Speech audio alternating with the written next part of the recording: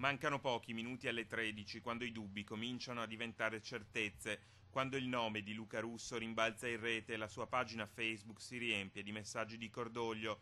È lui la seconda vittima italiana. La pachidermica macchina della diplomazia si attiva per cercare le necessarie conferme, ma più passano le ore, più le incertezze lasciano spazio al dolore. 25 anni, un diploma al liceo Brocchi di Bassano e una laurea in ingegneria a Padova in tasca, appare sorridente e sereno nelle foto, ancora inebriato dal successo e dalla felicità di chi ha bruciato le tappe. Di recente era riuscito ad avere anche un contratto di lavoro in un'azienda dell'Alta Padovana, la Fral di Carmignano di Brenta.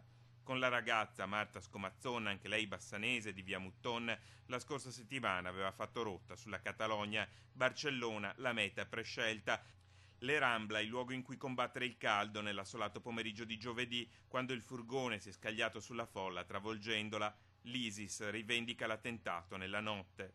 Marta ha chiamato i familiari, è ferita ad una spalla e ad una gamba. Sono viva, ma non ho più notizie di Luca, ha spiegato giovedì ai familiari che ancora non avevano visto i telegiornali. La sorella di Luca, Chiara Russo, in preda all'agitazione, attanagliata dal panico, ha postato in rete un disperato appello: aiutatemi a riportarlo a casa.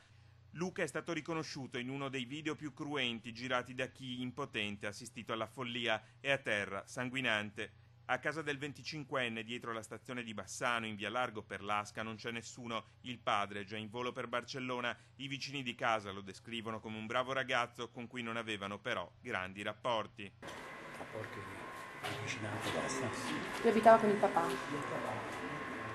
Penso di sì.